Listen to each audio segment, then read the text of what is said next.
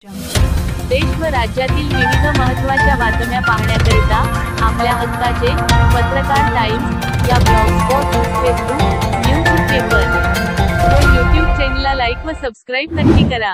धन्यवाद. या निवडणुकीमध्ये महाविकास आघाडीचा उमेदवार म्हणून मान खटाव मतदारसंघात निवडणूक लढवली. ती लढवली असताना महाराष्ट्रामध्ये तुम्ही निकाल बघितले असतील. मान खटाव मध्ये या निवडणुकीत माझा पराभव झाला. थोडं हे होत असताना पराभवाच्या कारणामध्ये उमेदवारी मिळण्यामध्ये वेळ झाला. 4-5 जण इच्छुक होतो आणि वेळ पुरेसा मिळाला नाही सर्व मतदारांच्यावर पोहोचण्याच्या दृष्टिकोनातून. त्यातच महाराष्ट्रामधलं आत्ताचं वातावरण, जे आत्ताच्या पूर्वीच्या युती सरकारनं ज्या काय महिलांच्या बद्दल योजना राबवल्या, युवकांच्या बद्दल राबवल्या, निवडणूक डोळ्यासमोर ठेवून त्याचाही परिणाम त्यामध्ये दिसून आला.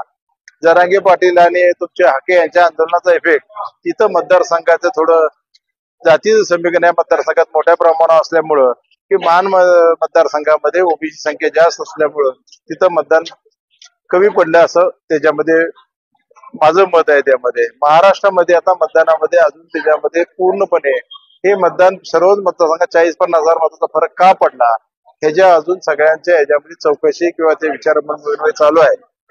परंतु शेवटी आजचा पराभव आहे.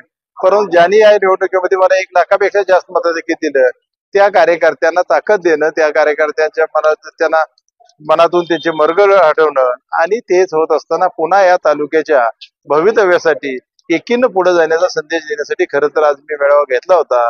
निवडणूक झाल्यानंतर हार किंवा जीत होत असते का दोघे निवडून येत नसतात. त्यामुळे जरी आपण हरलो असलो तरी ज्यांनी आपल्याला साथ केली त्यांचं कौतुक करणं, त्यांना आधार देणं आणि त्यांचा आभार मानणं हे नैतिक कर्तव्य समजून मी आजचा मेळावा घेतलेला होता. मी या काय राजकारणामध्ये नवीन नाही. गेल्या अनेक वर्षावर राजकीय संबंध आहे. अगदी माझ्या कुटुंबामध्ये 57 साली माझे सासरे केशवराव पाटील खटाव मानमध्ये आमदार झाले होते. मी विधान परिषदेमध्ये आमदार म्हणून काम केले. कुटुंबानं अनेक जिल्हा परिषद पंचायत समितीची सत्ता खटाव तालुक्याची 50 वर्ष ताब्यात ठेवलेली आहे.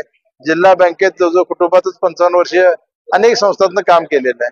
त्या निवडणूक होऊन गेली. पराभव होणं हे त्यांचं दुःख होणं साहजिक असतं किंवा अपयश कोणालाही पचत नसतं.